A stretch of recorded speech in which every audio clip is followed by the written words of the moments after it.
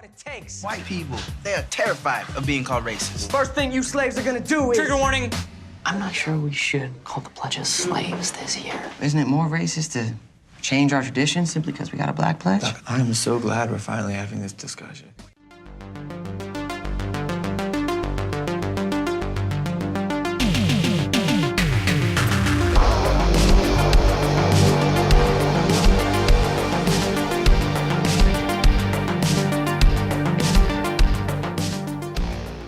We are talking Where's the Money, which is out in the UK on the 6th of November 2017 and directed by Scott Zobelle. And this one stars Andrew Bachelor and Logan Paul, both who are apparently big YouTubers. I'll be honest with you, I'm not familiar with them, but apparently they're pretty big. I'm sure most people know who they are.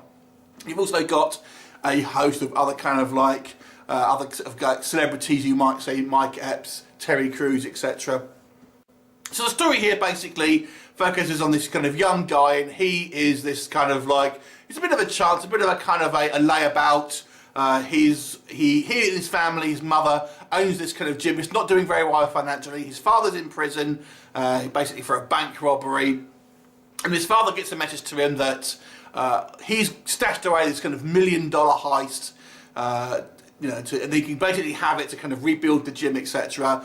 And he's hidden it in this particular building. When it turns out this building is now being renovated into a kind of a new frat house for these kind of like white privileged kind of kids, basically frat boys.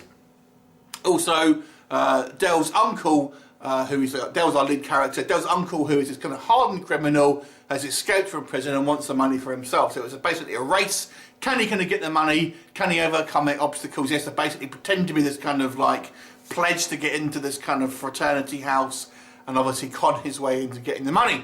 And obviously hilarity ensues. I'll be honest with you, when I first kind of started to watch this film, I thought, well, this is not going to be the kind of my kind of movie. Comedy is very subjective, obviously. Things that I find funny, other people won't find funny, and vice versa. But I've got to say, I was pleasantly surprised with this movie. This is surprisingly funny and surprisingly topical.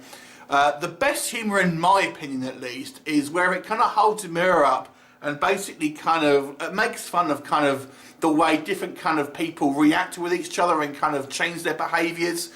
We have a lot of sort of social commentary maybe on kind of white privilege and you know, how basically white people might react with black people and vice versa, and how that kind of things change, and how this kind of character almost takes advantage of it. There's a brilliant scene, one of my favourite scenes is where he kind of goes into this fraternity house for kind of like an interview, and there's a kind of a bunch of other kind of like another black guy, a Mexican, Arab guy, and he basically it's a real funny scene basically. He essentially takes out his competition. It's absolutely brilliant. The writing in this movie, I've got to say, is very good. I really kind of like some of the kind of the social jokes here, and I didn't feel it makes fun of them, but it doesn't feel like I'm being preached to too much. But it's a good fine line to walk, and I thought that was very, very good. So it's kind of a social comedy wrapped up in a kind of a goofy humour and this kind of screwball kind of jokey way. I think it worked pretty well, I've got to say. There are some broader humour here. There's actually one particularly disgusting joke that nearly did make me feel ill, to be honest with you. You'll kind of know it when I see it. It's pretty grim, and obviously some humour doesn't work as well. I think Andrew Bachelor, to me, I should say, I'm not familiar with him. He seems a lot like Kevin Hart in his kind of his sort of style of humour. He even kind of looks like him, if you want my honest opinion. And I felt maybe he kind of was a little bit too similar, and maybe would have benefited from having a bit more of his own identity. Like I said, this is all I've seen in him, so I can only judge it on this. But in this role, at least, he seemed very much like a kind of a lower budget kind of Kevin Hart.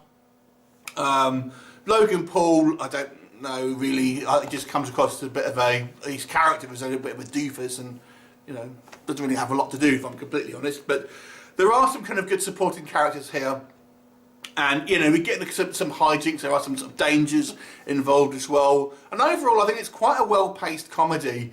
It does get a little bit sappy, it does get a kind of a little bit kind of cheesy at times, and a little bit too maybe stuff you've kind of seen before, and you can kind of guess what's happening. There's no real kind of surprises in regards to the plot. The plot is relatively pedestrian. But I've got to say, it's actually quite funny, and it will make you laugh at these kind of like these sometimes awkward situations that you'll kind of get, and does it with a kind of a bit of a knowing wink, but never really kind of beats you over the head too badly with it. So that, I've got to say, was some pretty clever writing, some pretty clever directing, and some good line deliveries and reactions by the cast here. So for a kind of a comedy, I do feel it works. I don't think it's gonna be some kind of classic, because it's consistently kind of funny, maybe aside from a few too broader jokes kind of here and there. And the cast all looks like they're having a great time and enjoying themselves. I kind of liked it. So I'm going to give it a 7 out of 10. Have you seen it? What did you think of it? What did you think of it? Leave them a comment and I'll see you next time. Bye for now.